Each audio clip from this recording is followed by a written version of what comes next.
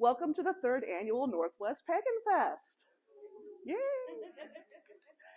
So the theme for this year is Embracing the Dark. And I originally was going to do a class on Introduction to Kemetic religion. You already sat in on that once before. But since we are embracing the dark this year, I decided to try to reach a little bit deeper and try to find a part of my tradition which is darker but is still beneficial and worth being embraced. So this is what I hit on. So we're going to talk about curses this morning. Are we awake enough for that? All right. Nothing like coffee and curses in the morning. So my name is Banu. I go by WebMBanu online a lot. I am a Kemetic reconstructionist, and I've been worshiping the gods of ancient Egypt in some form or another for about 27 years now. I've got a stack of papers up here with some helpful resources on ancient Egyptian ritual and magic. I'm not going to go into all of this today, but these can give you some good context and sources for further reading. I also have some of these books up front because some of them are like general overview type books and some of them are more specific. And I have found that with the general overview books, since it's such a huge subject, no one book covers everything. So I like to collect the overview books because some of them will say something that was not said in the other books. And that's fun for me because I'm a huge nerd, as I said earlier. I also, if you're interested in Kemetic religion, I do have another list of books which is more general Kemetic religion related, but this is more centered on ancient Egyptian magic. You're welcome. You already have that one. Hi, sweetie. Or is it the same one? That is the one. There you go.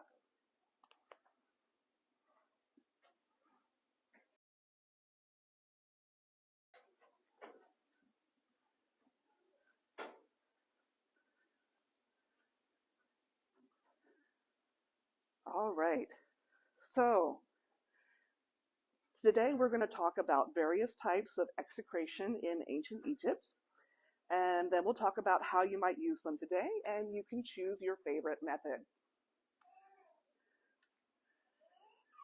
So execration is a form of Heka, which is ancient Egyptian magic. Now, I know some folks feel that there should be a lot of secrecy around magic, and there is power in secrets, true. In ancient Egypt, magic was used by all members of all levels of society, but those who specialized in it were the ones who were literate, and that was maybe about 3% of the population. But they also believed that Heka, magic, was a gift from the gods. It was humanity's birthright, given to us as a defense against those times when things aren't going well. Things just aren't working out the way that they should. In a text known as the Instruction addressed to King Mirgissa, King Mirgissa's father tells him that the creator god, and sadly I don't know which one he's talking about in this instance, gave to the people Heka as weapons to ward off the blow of events, guarding them by day and by night. It was part of a list of good deeds the creator god did on behalf of humankind. Magic was not seen as something shameful or questionable to be hidden. It was part of the natural order of the world as created by the gods. It was morally neutral, and it was mostly used for healing and defense. That there on the slide is a picture of my apotropaic wand, which is a amuletic device that helps to ward off malignant spirits and misfortune. I'm just using it as a general representation of Heka here.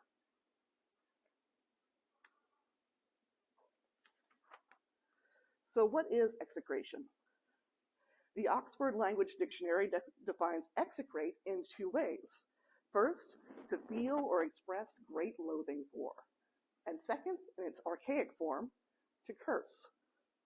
In ancient Egypt, the usual target of these curses was a serpent entity known as Apep, or one of his minions. So who is this Apep, and why do we execrate him? Apep is a being from ancient Egyptian cosmogony. That's the creation of the world. At the beginning of time, a creator deity, and again, who that is depends on who you ask, rises up from the primordial ocean, which represents pure potential in its most chaotic, unrealized form. He or she then draws forth the potential of the world into a bubble of ordered experience, which is our created world.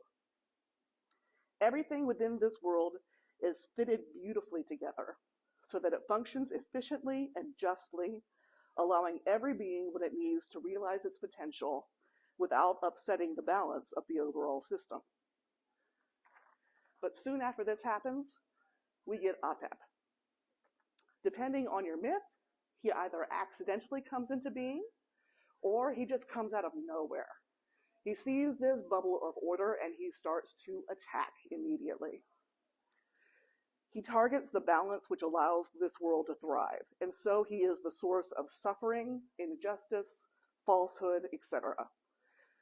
The destruction he wreaks is not the kind of thing where that which does not kill me makes me stronger.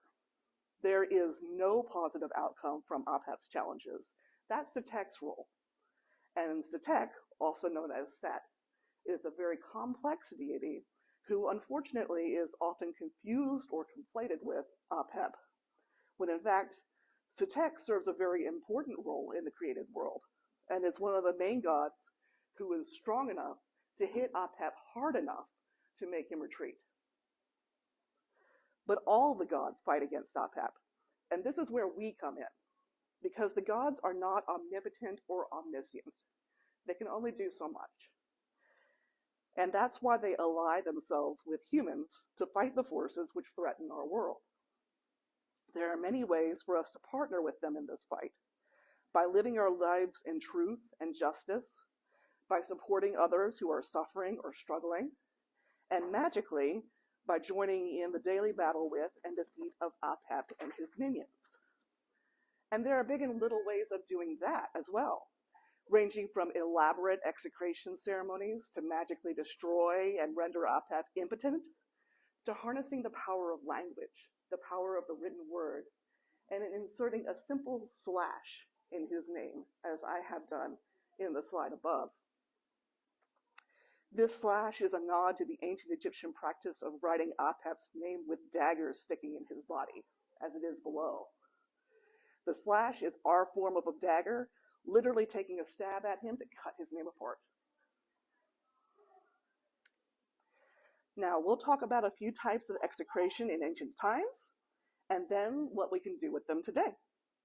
The first one is execration by red pots. This started out as a funerary practice. The ancient Egyptians would bring food offerings to the tomb in pots, and as part of the funerary banquet, these pots would be broken open. Now, the ancient Egyptians were not the kind of people to allow an opportunity to harness an action for magical purposes to go by unused. And they saw the violence of this action and decided to link the destruction of these vessels to the destruction of the deceased's enemies. In the pyramid texts, this action is said to be terrifying to one's enemies. It's referenced in utterance 244, where it says, "This is here the hard eye of Heru, or Horus. Place it in your hand that you may be sure of victory and he may fear you." The hard eye is probably a pestle, which is then used on the two red jars which the spell instructs us to break. It's a kind of sympathetic magic, with the body of the pot representing the body of the target. The color red in ancient Egyptian magic is ambiguous, representing both violence and vitality. We use both here, as the shattering of these pots violently destroys the vitality of the target. Ideally, the pot is inscribed with the name of the target, because names give power over the thing named. But we do have examples of broken red pots which were not inscribed, and I wonder if these were acts of execration by illiterate Egyptians. Some of the articles I've read have suggested that in these cases, the pots may have been named verbally instead of with writing. The act of breaking a red pot became sufficiently iconic in ancient Egypt that it echoes into the present day. My mentor and friend, Richard Reedy, once told me that in modern Egypt, there's a colloquial expression where you say you would break a pot behind someone as they left. And that's basically saying good riddance. This is not someone that you want to return to your home. One last note before we move on. This type of execration was referred to as death by potsherd in an oracular papyrus that is currently housed in Turin. It's one of 70 fates nullified for some lucky person, that is by the great god Osir, or Osiris. And in my opinion, that's one of the coolest things that I've read in my Egyptology books. That would make an awesome band name. The second form we'll discuss is execration by fish. Now you might ask, why fish? And I'm glad that you brought that up, because you see there's a myth where the head god Ra calls a meeting of all the gods and goddesses. And when they've all arrived at the assembly, he swallows all of them. Because Ra's pissed. All the other gods, they've been squabbling, backstabbing, being so petty, and Ra just isn't having any of it. Naturally, trapped in the close confines of Ra's stomach, the gods do what any irritable person trapped in an elevator would do. They fight. And when they've all killed each other, they start to be broken down within Ra's body and reformed.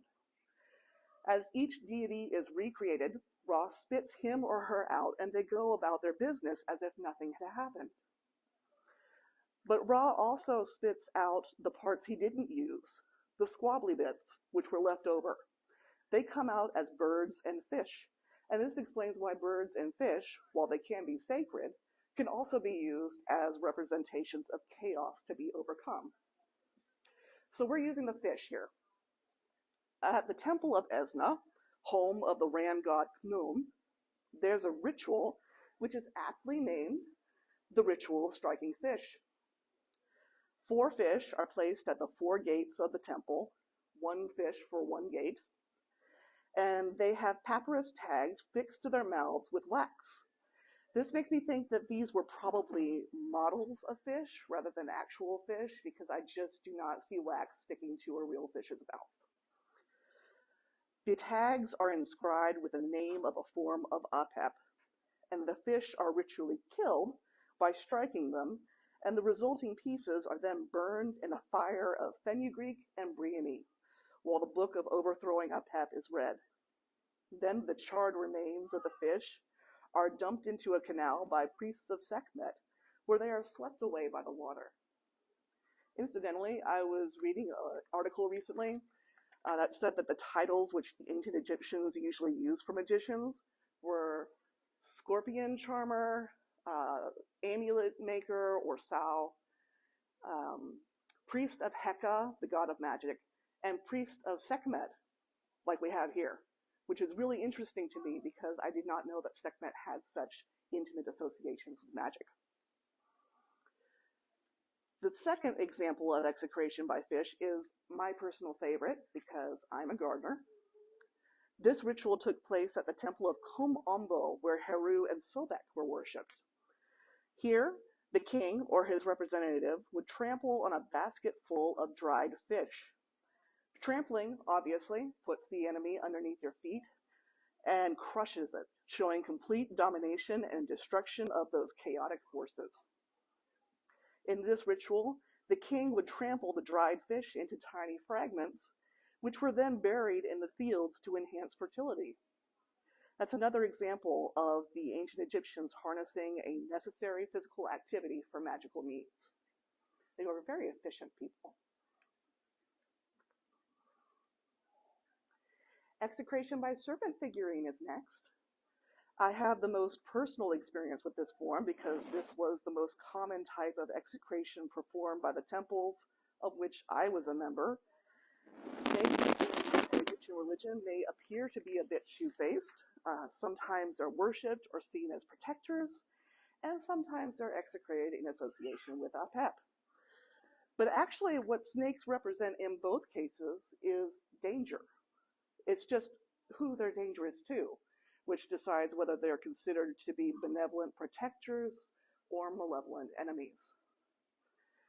The snake figurines used in execration can be made of clay or wax, usually red, although my example that I brought in is white, and my temple did usually use white snakes, and it worked, so it's okay if you can't find red. But they're inscribed with names to associate the identity of the enemy with the body of Apep. And then the figures are ritually broken, burned, stabbed, cut apart, and or trampled before being buried or otherwise disposed of. Sometimes you can spit on them too, depending on how you're feeling. When burying broken execration figures or pots, it's important to include sand in between the various fragments to make sure that they can never be reunited. Sometimes in tomb inscriptions, you'll see a nod to this practice, where a scribe will intentionally mutilate a potentially dangerous sign, like a snake, by drawing it in two pieces and then placing 3 little circles between the pieces. These represent grains of sand holding the pieces apart. Execration by serpent figurine, as well as execration by fish, are both physically acting out a common feature of ancient Egyptian magic, which is called a historiola spell. This is one of my favorite techniques in Egyptian magic. This is a spell which references a mythological event as a magical precedent, which sets the paradigm within which action can take place. So what we do is we associate key people, items, or events with their counterparts in the myth. And by doing so, the current event is yoked to the plot line of the myth and nudged onto the tracks left by its mythological action. Once this is achieved, the current event should then flow along those mythological tracks to a predictable outcome as told in the myth. In this case, we're linking our target with Apep, or with the chaotic forces he wields, and then just as Apep is defeated and rendered impotent on a daily basis by the gods, so too will our target. The last type of execration I'd like to talk about is execration by prisoner figurine. Now, this is popular in state magic, though it can be used on a personal level, but I haven't had much of an occasion to use this type of execration myself.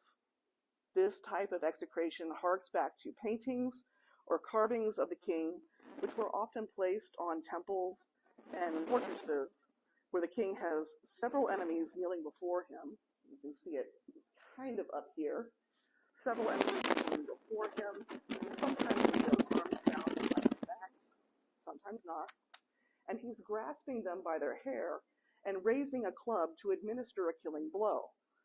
Underneath his feet, or somewhere nearby, you'll often see rows of these bound prisoner motifs, where they're shown kneeling with their arms bound uncomfortably behind their backs. This shows complete domination. This theme was so popular and so all-pervasive that it spawned its own set of execration figures representing those bound and subjugated prisoners. In an act of sympathetic magic, it depicted the enemy as defeated and powerless, identified them as a defeated and powerless being, and therefore they were defeated and powerless. Such depictions were worked into furniture and architecture as decorative elements, offered as votive objects, and even painted onto the bottoms of the king's shoes, so that these enemies were also being trampled with every step. Because if you have to walk somewhere, you might as well be stepping on your enemies to get there, right? Okay, so this brings us to the Mirgissa Deposit. This was actually a collection of 4 deposits which were found close to one another in the vicinity of Mirgissa Fortress, in what used to be Nubia and is now Sudan. It's not your average execration deposit. It may have been part of the founding of the fortress. It was a big deal, and it seems to have been intended to protect everyone within the fortress. The deposits contain 197 broken inscribed red pots, 437 broken uninscribed red pots, 346 mud figures, my source doesn't say what type, 4 prisoner figures, and a human head. You do not need this many red pots for a normal execration. I don't know if the people of Mirgissa were used to fighting armies, so they did an army-sized execration, or maybe just everybody wanted in on it. As for that head, the rest of the body was found nearby, but it was not considered part of the deposit apparently, as it was simply discarded and not used ritually as far as we know. The head was found buried upside down, surrounded by small traces of beeswax and red ochre, which may have been wax figurines which were melted. The skull on my slide is not the Mirgissa skull, but it gives me the same kind of vibes. What's interesting to me about this deposit is where it was found. We don't have a lot of information about execration figures found in situ. A lot of the very, very early Egyptologists were really only interested in gold and jewels. And if they came across a rough clay domestic deity figure or an execration figure, they'd honestly just throw it away. I know it's terrible, but here we are. Consequently, we have no idea how much we've lost. Fortunately, modern Egyptologists are much better, and they are trying to rediscover as much of that information as they can. The Mirgissa deposit was found about 600 meters from the fortress, that's about 2,000 feet, in an area which would have been away from the regular foot traffic of the day, under a granite outcropping in a sandy basin. So first we have that sand, right? That sandy basin is going to provide the sand which keeps the fragments of our execration figures separated. Secondly, it's located away from foot traffic. Now, I don't think that this was because of fear of contamination from hostile energies, because those enemies were thoroughly neutralized at this point. But I do think that they didn't want people kicking up the dirt and accidentally uncovering those figures, thereby removing the sand and allowing some of those figures to maybe come back together. Similarly, being located under that granite outcropping provided a little shelter from the elements, keeping them from moving that sand around until the wind and the rain. Okay, that's great and all, but how can execration be used today? Execration was the first act of Heka which I consciously performed. It was under the supervision of the temple where I was training as a priest. They had me perform an execration by a red pot on the things which were holding me back the most in my life, which at the time were my depression and anxiety. I firmly believe that depression and anxiety are either minions of Apep or signs of his activity in our lives. As anyone who has them will know, they are insidious enough and cunning enough to seem to have a will of their own. I used 2 of these red terracotta pots. They're perfect for this. With a Sharpie marker, I wrote depression on one and anxiety on the other, and I went at them with a hammer on a tarp. Yes?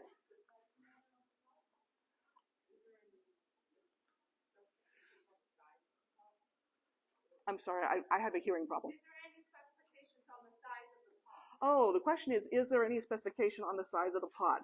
And no, there isn't. I used a pot that was about this size, just a normal size pot. They do have little tiny pots at Michael's, which always makes me laugh because I'm like, those are for pet peeves. But technically, it doesn't matter. The important thing is that the pot itself represents the body and the vitality, and you are smashing it.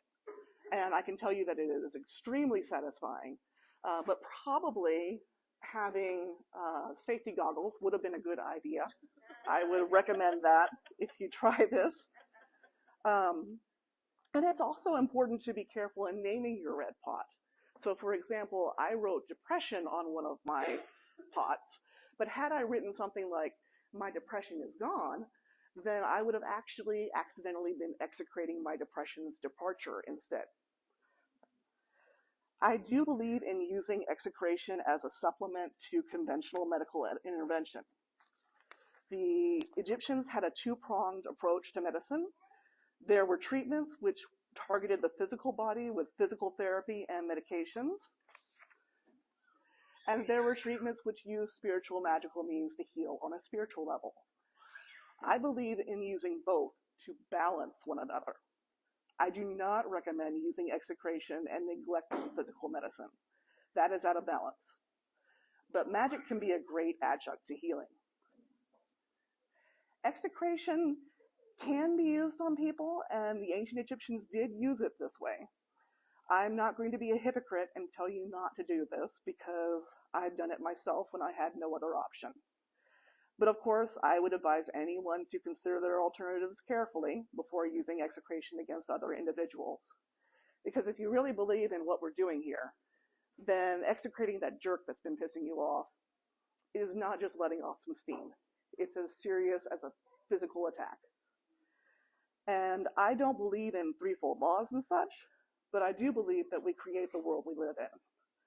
So it's important that we act in balance and justice to create the kind of world which is self-supporting and doesn't tear itself apart. And we can't expect others to behave any better than we do. So if everyone doing what we're considering doing would cause chaos, then that is an indication that we need to find another way. But you can execrate anything which is holding you back from realizing your potential, or which is causing suffering or injustice in your life, or OPTAP in general. Remember, magic was given to us to ward off the blow of events, so let's use it. I like to perform my execrations within the context of a ritual. There are rituals which can be found in the books by Richard Reedy. I have them up here in case you'd like to look through them. They're also on your book list that I handed out. But he has a few execration rituals already written out in the first book, Eternal Egypt. They come from the Book of Overthrowing Attack. These books can be found in your list of resources, as I already said. Or you can use your own rituals if you already have a ritual practice. If you'd like to perform execration by trampling fish, there are several brands of freeze-dried minnow pet treats, which are perfect for this. And I have some of those up here. They're little freeze-dried fish. And I'm totally going to trample those and put them in my garden. So the remains can be buried in your garden, yard, or a favorite green area, and the plants will thank you. I'd stay away from ocean fish because the salt content of these fish is high, and that won't help the plants.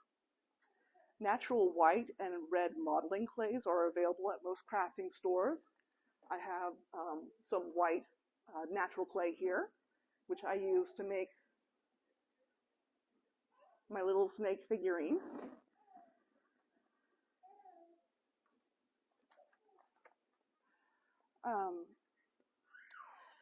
So those could be used to sculpt figures, which then air dry. I recommend making more than you need because they are very brittle and they will dry, or they will break while they dry. And besides, you can always save more for later.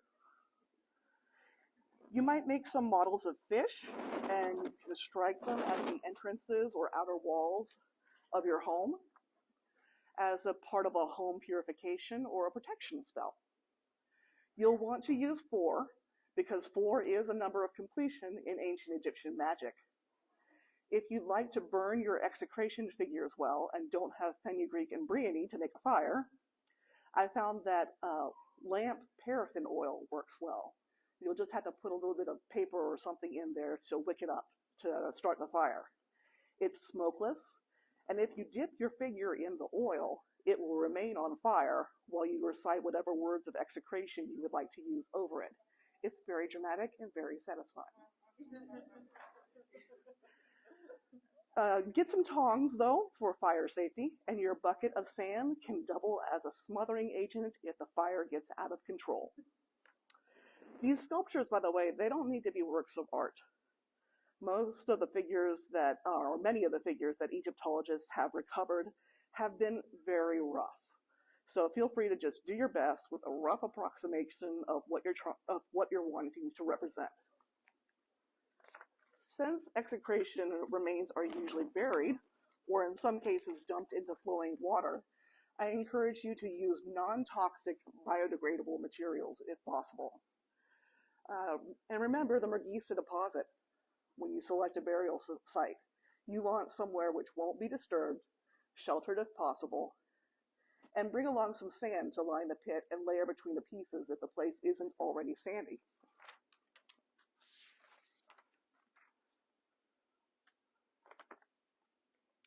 Execrations can be performed silently, depending on what kind you choose. I said nothing as I bashed my pots to pieces. But the words can add power, and here's a couple sample sections of an execration spell to give you a feel of what they might sound like. Here, an iron tool is being used because of the association of iron with the god Sutek, who, as I mentioned earlier, plays an important role in the defeat of Apep. Sutek is associated with storms in the sky, and as the only iron which the ancient Egyptians had access to was meteoric iron, which fell from the sky, it was considered to be Sutek's metal. The spell excerpt I'm going to read starts with Heru, or Horus, wielding Sutek's iron spear, which might seem odd to you if you know the story of Sutek and Horus. But the two gods weren't always in conflict with one another, and when working together, they are a force to be feared by their enemies. So here we go. The priest uses an iron knife or sharp implement of iron and ritually strikes the head of the wax image, with the wax image being a snake, as the following is said. Heru has taken his spear of iron. He has battered the heads of the foes of Ra. Heru has taken his spear of iron. He has battered the heads of the foes of the ones upholding Ma'at. See, Heru has taken his spear of iron. He has smitten the heads of the rebels in front of his bark. Rise up, O Ra, chastise him who rebels against you, and cut Apep to pieces, so that the confederacy of the ill-disposed one may fall. I rise up, and I chastise him who rebels against the ones upholding Ma'at, and I cut to pieces the foe of the ones upholding Ma'at, so that his confederacy may fall. Come, O Ra, in your splendor, that those who are in their shrines may serve you, and that they may adore you in your beauty.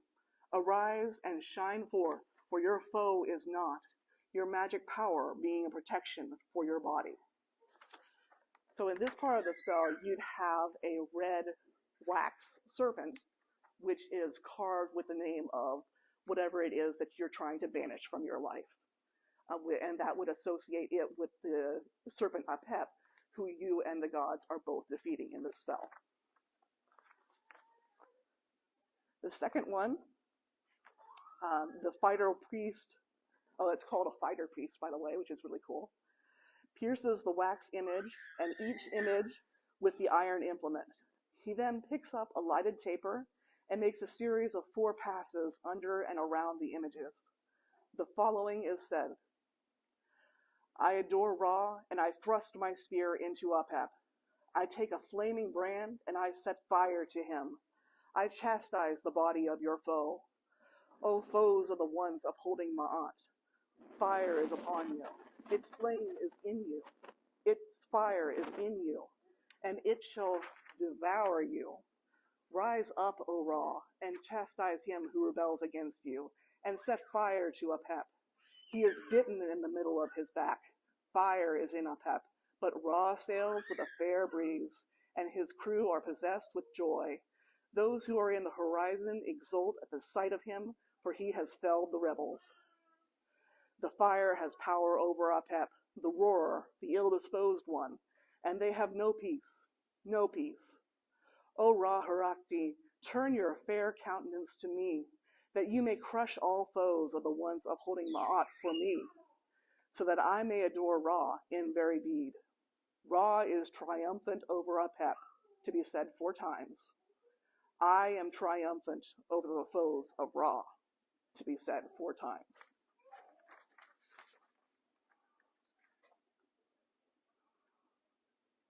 And that is all that I have. Does anybody have any questions? Yes?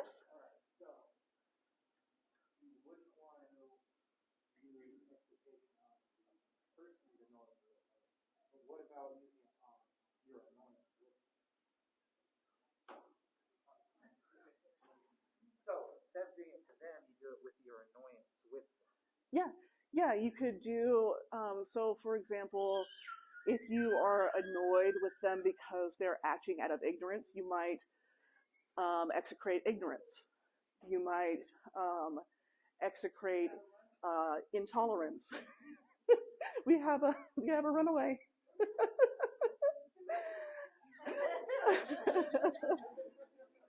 So you're probably annoyed with them for a reason, and the reason is that they are doing something that is wrong, something that is against Ma'at. Execrate the action, not the person. Exactly. Execrate the action, not the person. Any other questions? Yes?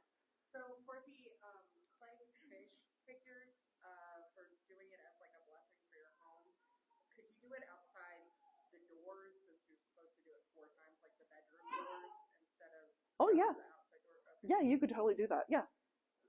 The question was, can you do the protection or blessing or purification fish ritual outside the doors of a bedroom or a particular room in your house? And yes, you can do that if you wanted to ward just that one room. Any other questions? Yeah? You were talking about the clay. Now, I have a ton of air dry clay, and I didn't know it was so brittle when I pulled it. Yeah. I'm not sure how natural it is. Does it have to be natural clay? Or? I mean, it doesn't have to be natural clay. I'm a bit of an environmentalist. Yeah, I feel you. I am too. So I always encourage people to use natural when possible, but no, it does not have to be. It might be. I'm not completely sure what else in it. You might want to convert that. You don't want to do it outdoors. Yeah, that's a good point. That is a very good point. If you are not using natural clay, then if you're going to burn it, you might want to be outside so that you don't get fumes. Any other questions? Yeah? All right. Well, thank you guys so much for coming to my talk. It's really been a pleasure, and enjoy the rest of Pagan Fest. Thank you.